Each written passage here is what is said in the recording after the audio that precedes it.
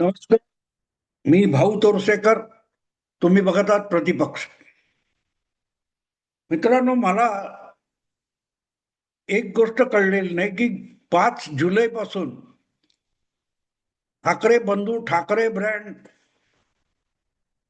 याचा जो डंका पिटला जातोय त्यामध्ये युती व्हायला इतका वेळ का लागला? जर तुम्ही एकत्र यायचं ठरवलंय आणि याची सुरुवात कुठून झाली हे विसरू नका. 5 जुलै या दिवशी वरळीच्या डोममध्ये दोन्ही ठाकरे चुलत बंधू एकत्र आले. अतिशय नाट्यमय पद्धतीमध्ये एकत्र आले, जवळ गेले. त्यांनी एकमेकाला आलिंगन वगैरे दिलं आणि त्याचं कोड कौतुक गेले 4-5 महिने चालू आहे. त्याबद्दल तक्रार होण्याचं कारण नाही. शेवटी एका परिवारातले आहेत, एका कुटुंबातले आहेत. फक्त राजकीय दृष्ट्या ते विभक्त झाले होते. सवाल इतकाच होता की राजकीय हेतूने आणि राजकीय उद्दिष्टासाठी ते एकत्र आले का, येणार का, या प्रश्नाचं उत्तर शोधण्यामध्ये 5 महिने गेलेले आहेत. पण याची सुरुवात कुठून झाली हे विसरू नका. मी जसं आता बोलतोय की हे जे युट्यूबचं जग आहे, पॉडकास्ट ज्याला म्हणतात, तसा महेश मांजरेकर या चित्रपट दिग्दर्शकाचा, निर्मात्याचा आणि तुमच्या राज ठाकरे यांचा जवळचा निकटवर्ती मानल्या जाणाऱ्या महेश मांजरेकरच्या एका पॉडकास्टमध्ये याची सुरुवात झाली. 2 ठाकरे बंधू एकत्र यावेत अशी महाराष्ट्रातल्या अनेकांची इच्छा आहे. तर तुम्ही एकत्र येऊ शकता का, असा प्रश्न महेश मांजरेकरनी राज ठाकरेंना विचारला होता. आणि राज ठाकरेंनी विना विलंब 1 सेकंद विचार न करता त्यावर जे रोखठोक उत्तर दिलं होतं की महत्व आहे ते महाराष्ट्राला महत्व आहे आणि महाराष्ट्राचा विषय असेल तर त्यासाठी आमच्यातली सगळी भांडणं फालतू आहेत, नगण्य आहेत. आम्ही दोघे भाऊ कुठलाही आडपडदा न ठेवता, कुठल्याही अटीशिवाय आम्ही महाराष्ट्राच्या हितासाठी एकत्र येऊ शकतो अशी ग्वाही राज ठाकरेंनी दिली होती. आणि त्यावर पडत्या फळाची आज्ञा म्हणतात त्या पद्धतीमध्ये उद्धव ठाकरेंनी तत्काळ होकार भरल्यासारखा प्रतिसाद दिला होता की जर शिवसेनेचे 2 हिस्से झालेल्या संघटना एकत्र येत असतील तर त्यात माझा सुद्धा आडपडदा असणार नाही. महाराष्ट्र हितासाठी मी सुद्धा चुलत भावाबरोबर जायला एका पायावर तयार आहे, अशा स्वरूपाची प्रतिक्रिया उद्धव ठाकरेंनी दिली होती. आणि त्यानंतर ह्या हालचाली सुरू झाल्या आणि त्याला जो वेग आला तो महाराष्ट्र शासनाचा काहीतरी एक GR होता ज्यामध्ये तिसरी भाषा म्हणून हिंदी प्राथमिक शिक्षणात शिकवली जावी, त्यावर जे वादळ उठलेलं होतं, हिंदीच्या सक्तीला विरोध म्हणून जो आवाज उठलेला होता, त्याचा आधार घेऊन या 2 चुलत भावांना एकत्र आणण्याच्या प्रक्रियेला वेग दिला गेला. आणि त्याचाही आडपडदा न ठेवता त्याची स्पष्ट कबुली राज ठाकरे यांनी वरळी डोम मधल्या आपल्या त्या भाषणातून दिलेली होती, स्पष्टपणे दिलेली होती.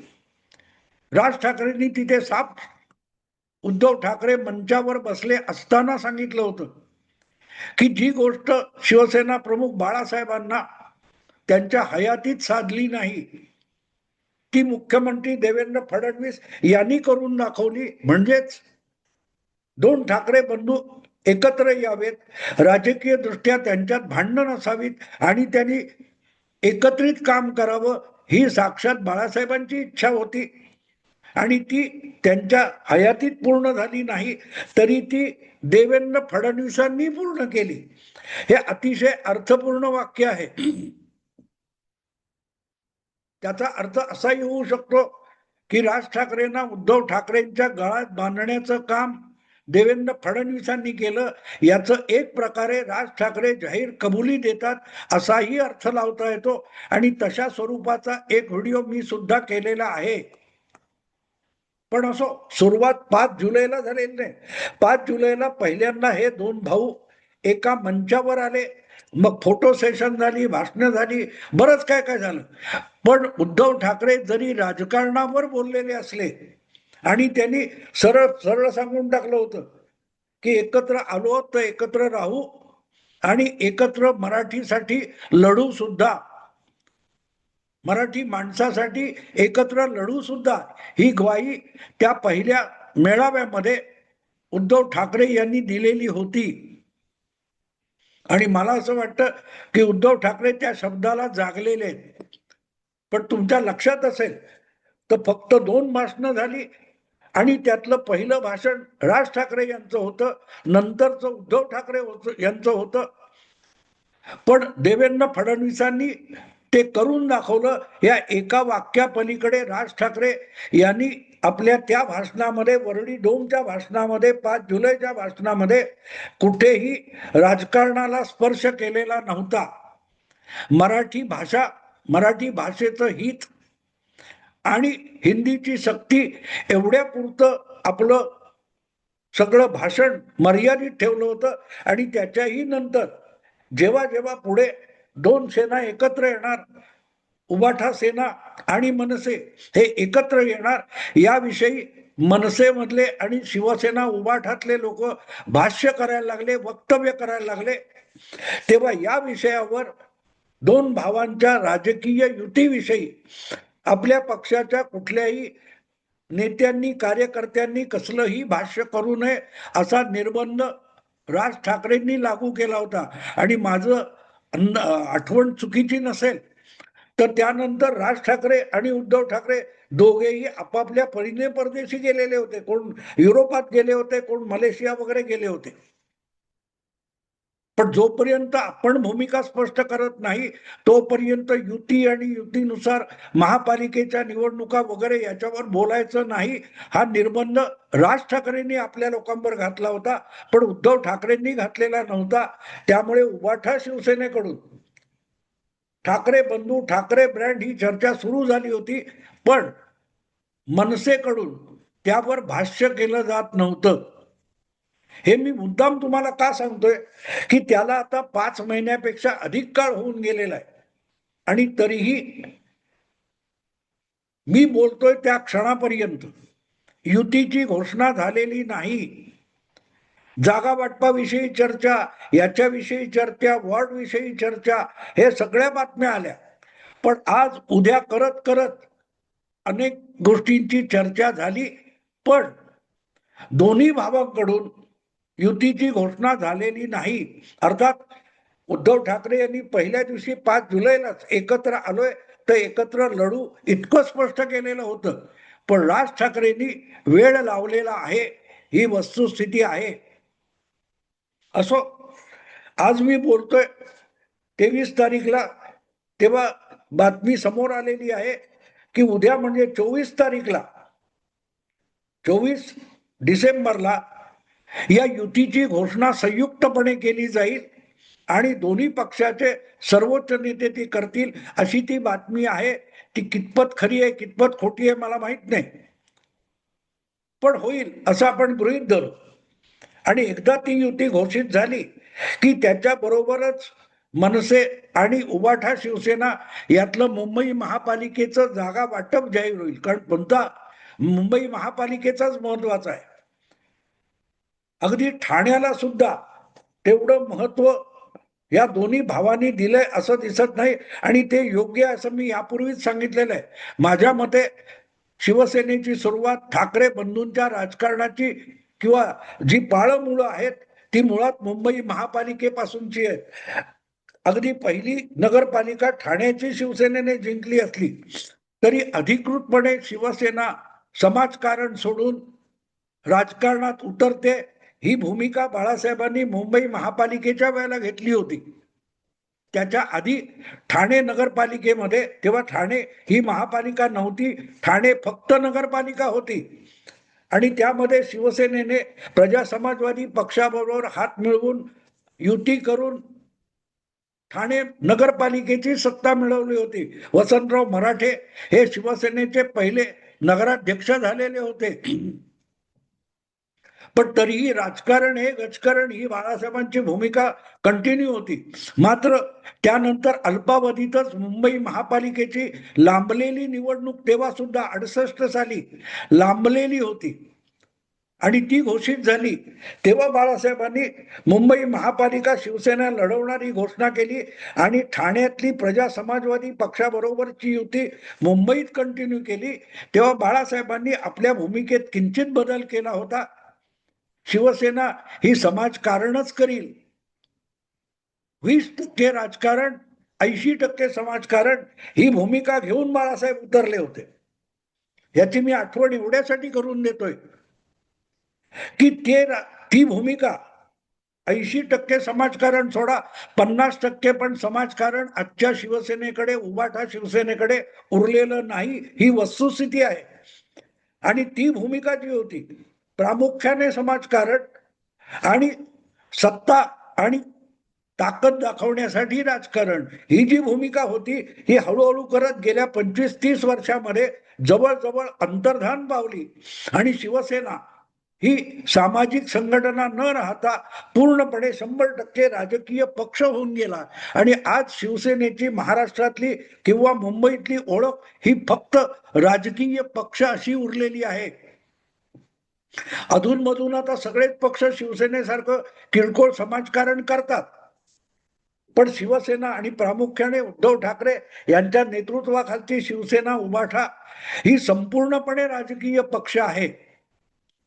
आणि आता त्यांची महाराष्ट्रासाठी काहीही करायला निघालेले जे दोन बंधू होते, तेव्हा आपसातली भांडणं, आपसातले वाद हे दुय्यम आहेत हे सांगून ज्याची सुरुवात झाली. महेश मांजरेकरांच्या पॉडकास्टमध्ये राज ठाकरेंनी हे स्पष्ट केलं होतं की महाराष्ट्राच्या हितासाठी सगळ्या गोष्टी, सगळे वाद भांडणं बाजूला ठेवली जातील. ते जर खरं असेल तर मग जागा वाटपावरून, प्रामुख्याने मुंबईच्या जागा वाटपावरून मनसे आणि उभाठा शिवसेना यांच्या युतीला इतका विलंब व्हायला नको होता.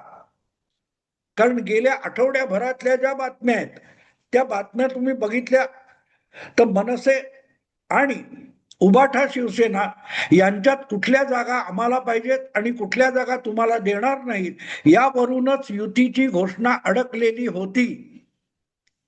म्हणजेच युती झालेली आहे महाराष्ट्राच्या, मुंबईच्या, मुंबईकराच्या आणि मराठीच्या हितासाठी युती झालेली आहे.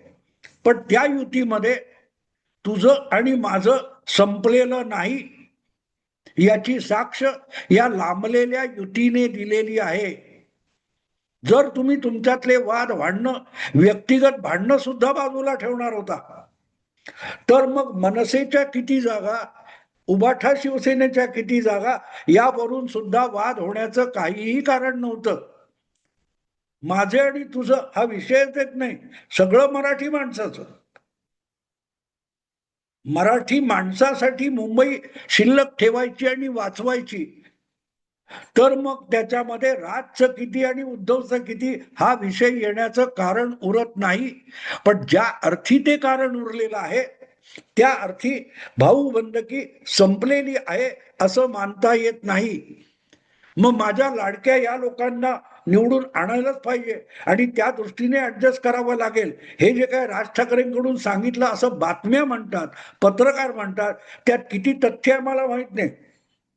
प्रश्न असा आहे की उद्धवचा उमेदवार आणि राजचा उमेदवार हा जर मनभेद असेल तर मग युती ही कागदावर राहील, पण तितक्या एकदिलाने एकजुटीने लढलं जाईल का हा विषय आहे. आणि म्हणून 5 महिने लांबलेली युती हे आता लगेच 24 तारीखला घाई गर्दीने एकदा घोषित करून टाकायची, याची घाई करायची गरज होती का असा मला प्रश्न पडलेला आहे. कारण आजकाल निवडणुकीतल्या युत्या, आघाड्या वगैरे आहेत, जागा वाटप जे आहे हे अर्ज मागे घेण्याच्या दिवशी फायनल होतं, हा अलीकडला अनुभव आहे. बिहारमध्ये असेल किंवा आत्ता अलीकडे ज्या महाराष्ट्रात ज्या नगरपालिकांच्या निवडणुका झाल्या त्यामध्ये असेल तर तुमच्या लक्षात येईल ज्या ज्या लोकांनी आघाड्या, युत्या वगैरे वगैरे केलं त्यांचं जागा वाटप हे अर्ज मागे घेण्याच्या दिवशी फायनल झालं. ते आता एवढे अर्ज उरलेत यात मागे घेता येत नाही किंवा नवा अर्ज भरता येत नाही. अशा परिस्थितीत निवडणूक जाऊन पोहोचते तेव्हाच युत्या जाहीर होतात. आणि म्हणून आता जर 5 महिने युती लांबलेली आहे तर मग इतकी घाई या ठाकरे बंधूंनी 24 तारीखसाठी का केली हे मला न उलगडलेलं कोडं आहे. माझ्या माहितीप्रमाणे 3 जानेवारी 2026 हा सगळ्या महापालिकांमध्ये उमेदवारी अर्ज मागे घेण्याचा शेवटचा दिवस आहे. तोपर्यंत सुद्धा युतीची घोषणा ताणून धरता आली असती. जशी लोकसभा विधानसभा निवडणुकीत महाविकास आघाडीतल्या जागा वाटपाची घोषणा ताणून धरण्यात आली होती.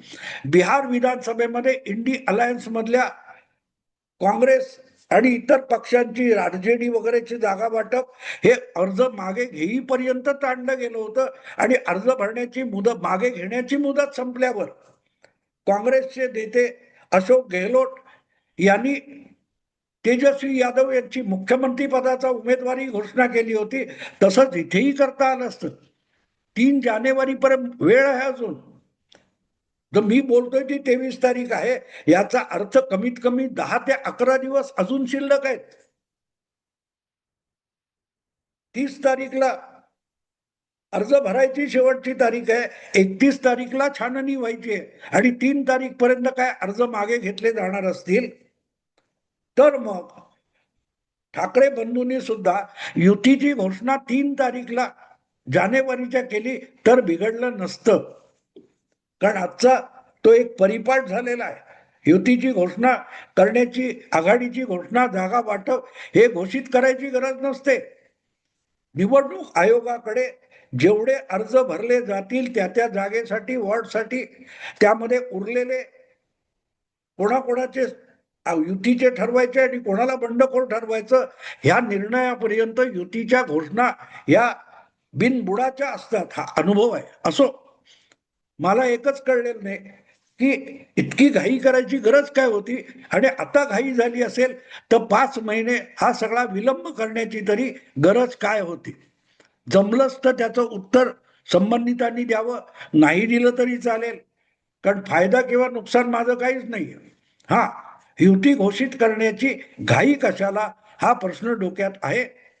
मित्रांनो, आवडलं लाईक करा, शेअर करा आणि प्रतिपक्षाला सबस्क्राईब करा. नमस्कार.